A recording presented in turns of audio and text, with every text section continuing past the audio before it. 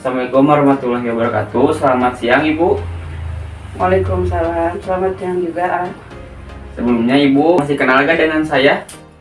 Oh, itu waktu yang pertama kita ketemu pengkajian, oh iya itu pengajian Marwan Maulana ya? Ya betul Ibu. Saya Marwan Maulana Muharam, mahasiswa profesional Sekolah Tinggi Ilmu Kesehatan Sukabumi. Ya. Baik Ibu, kan kemarin waktu pengkajian itu Ibu didiagnosa mempunyai penyakit hipertensi ya Bu ya? Iya betul. Terakhir waktu dicek darah itu tekanan darah ibu sampai mencapai 150/90 kalau nggak salah. Jadi rasanya pusing banget. Setelah itu ada penurunan, mungkin sedikit agak enakan tuh, tapi belum enak banget. Belum signifikan Iya, Bu ya? iya. Baik Ibu, tujuan saya datang ke sini yaitu akan melakukan penyuluhan kesehatan ya Bu ya. Dimana untuk tema penyuluhan kesehatan kali ini yaitu mengenai hipertensi, karena sesuai dengan diagnosa yang Ibu alami saat ini yaitu mengenai hipertensi ya Bu ya. Iya, betul, betul. Untuk penyuluhan kesehatannya yaitu nanti membutuhkan waktu kurang lebih 5 menit. Bagaimana Ibu, apakah Ibu bersedia? Bersedia sekali. Lebih juga nggak apa-apa ibu bersedia, biar ada kejelasan dan lebih gamblang lagi kepada ibu gitu Ya, untuk menambah pengetahuan juga ya Bu ya. Iya. Nanti saya ini sudah membuatkan leaflet dimana saat nanti penyuluhan kesehatan mungkin dapat membantu untuk memfasilitasi mengenai penjelasan hipertensi ya Bu ya. Bagaimana Ibu, apakah dimulai saja sekarang? Boleh lah. Baik, kita mulai saja ya Bu ya. Ya, Bu. Dimana untuk yang pertama itu ada penjelasan mengenai apa sih itu hipertensi. Nah, hipertensi adalah keadaan dimana tekanan darah seseorang itu meningkat ya Bu ya. Ya. Untuk tekanan darahnya untuk sistolik atau detakan yang pertama yaitu lebih dari sama dengan 140, dan untuk diastol atau detakan yang kedua yaitu lebih dari sama dengan 90. Jadi apabila ibu mempunyai tekanan darah 140/90 itu dimasukkan dalam kategori hipertensi ya Bu ya, atau disebut juga familiarnya mungkin darah tinggi ya Bu ya. Iya. Di sini juga ada tanda dan gejala hipertensi. Untuk tanda dan gejala hipertensi itu yang pertama ada pusing. Ya, yang kedua ada sakit kepala disertai berat pada tengkuk. Yang ketiga jantung berdebar-debar. Yang keempat itu rasa sakit di dada. Dan juga penglihatan itu suka kabur ya Bu ya. Yang keenam itu mudah lelah, dan yang ketujuh itu ada mual dan juga muntah. Nah, di sini juga ada faktor risiko dari hipertensi yang dapat diubah, yaitu yang pertama yaitu obesitas atau kelebihan berat badan yang gemuk ya Bu ya. Yang kedua itu karena merokok. Yang ketiga garam yang berlebih. Yang keempat yaitu stres. Nah, kenapa sih stres itu dapat memicu faktor risiko hipertensi?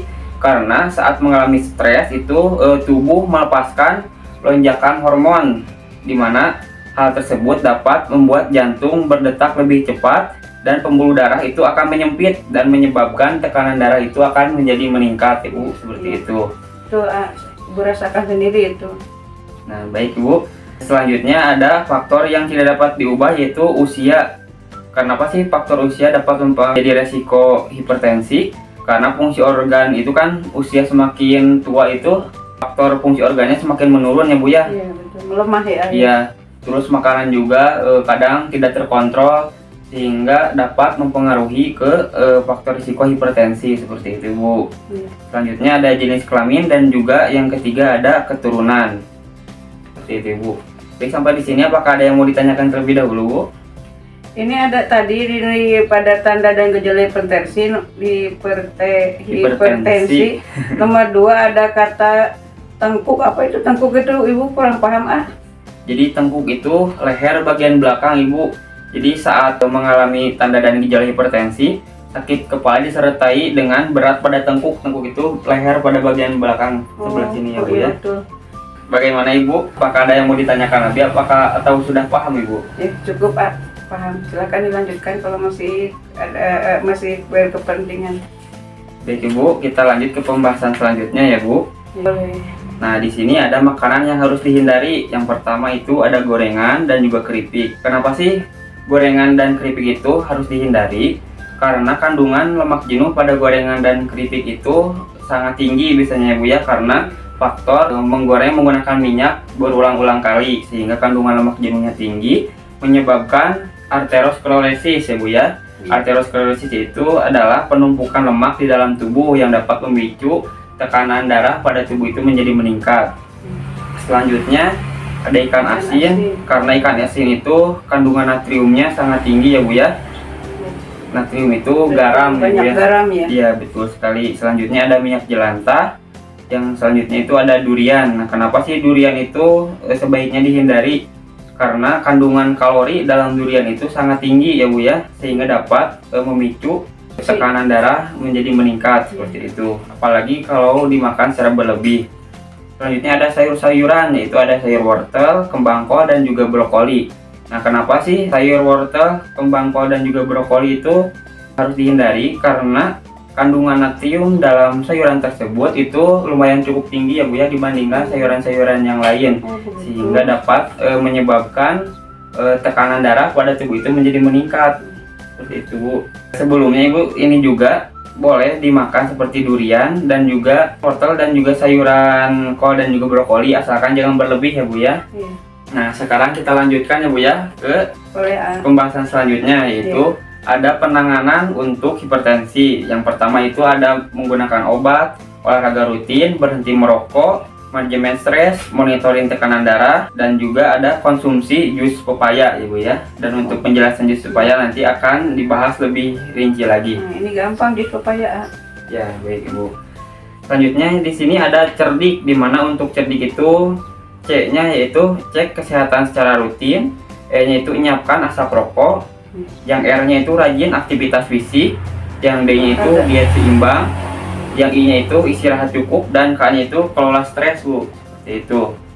Nah, kita langsung ke pembahasan manfaat dari jus pepaya.